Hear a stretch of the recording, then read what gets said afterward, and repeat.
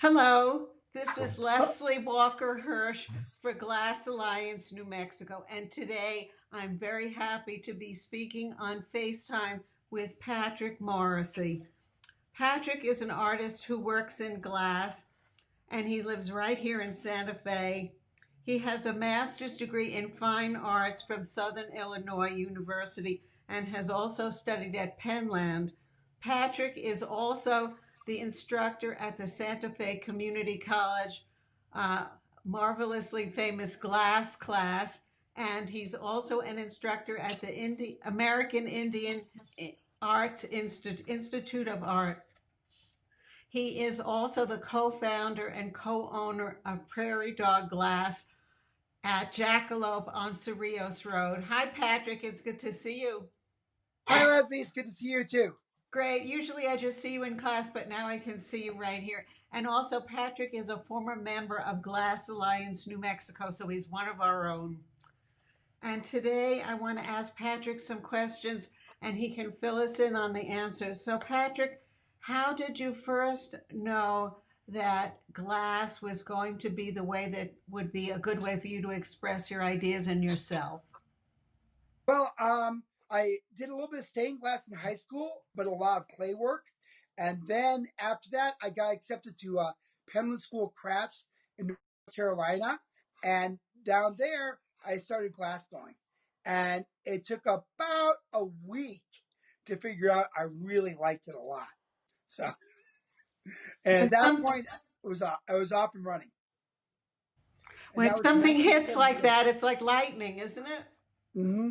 Yeah, it was great. It's 1978 with Fritz Reisbach, and there was a lot of people at Penland doing many different courses. So I love Penland from all the different things they did there. You know, with Don Wrights and Clay. I mean, there was so many people there amongst in the other programs that would also help influence me.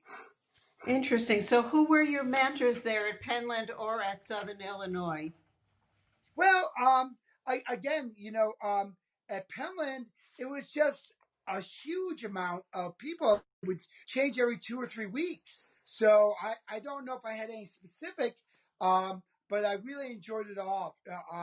I loved clay immensely, still love it today, but I really love glass. And so you have to pick and choose. And so I can't do both all the time.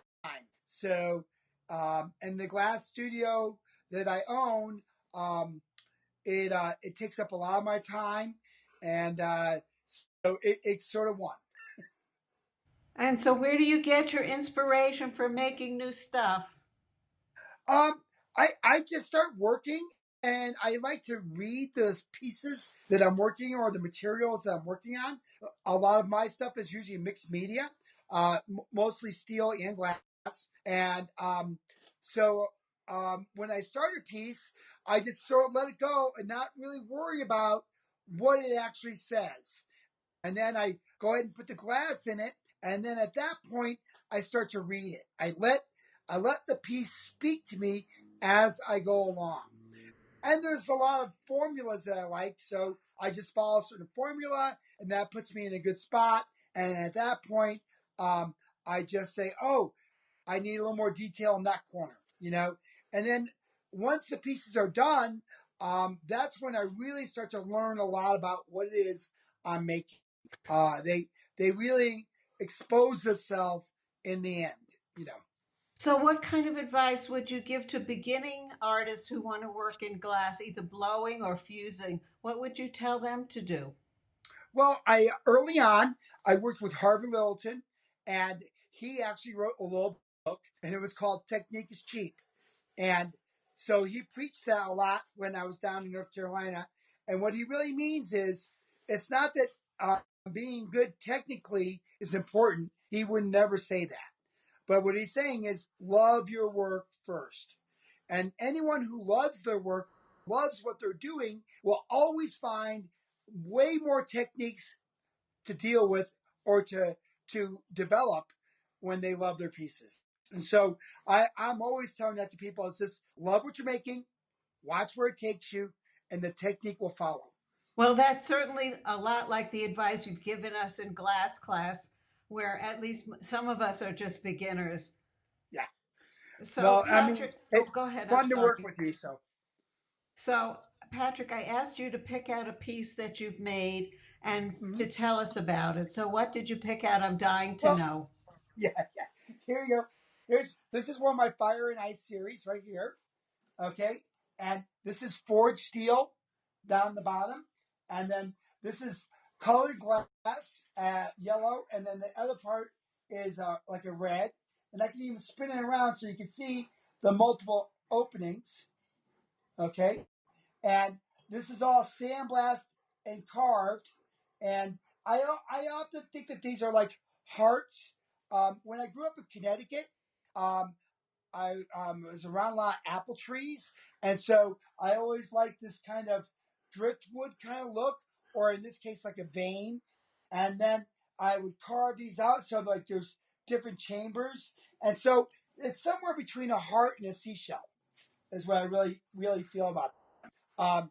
I don't really specifically give them any more than that because I think with abstract art, it's really important to only go so far with your description because everybody brings to the table what they see in it. And if I give them too much information, they won't tell me what they see. And so I kind of miss the next step, right? It's not a diary just about what I'm making, but it's also a diary about what other people see in my work. And that's what I love about abstract is it sort of says one thing, but then it gives back to you. So, everyone is so different, they'll all have a different story to tell, but you'll provide the seeds for that story. That's correct. That's right. So, Patrick, if some of our listeners wanted to hear more about your work or about the classes that you give instruction in, what would you tell them? Where would you tell them to go? Well, they could come to Prairie Dog Glass, um, and that's where I give lessons, or just come watch me work, or they could either or take a class at the community college or at IAIA.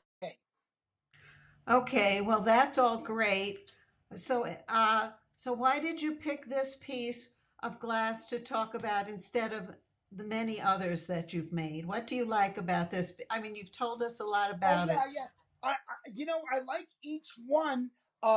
In this case, I really like the reds and the yellows. I often find myself enamored by Kandinsky. And so, and I like that whole thing about color theory. So I'm doing sculpture that's basically color theory. So when I walked up to the pieces today, I really liked the yellow and the red, and that was it. And that's the color theory, right? So my moods today were that, and so it won. So that gives you the inspiration to make the rest of it. Yeah, it does. And Terrific. so, Patrick, thank you so much for spending a little time with us today. And I'll look forward to seeing you in class on Thursday, but I'll probably be there at the open studio too. Talk to okay, you soon. bye bye. Thanks, Thank you, Leslie. Patrick. Bye bye. Bye bye.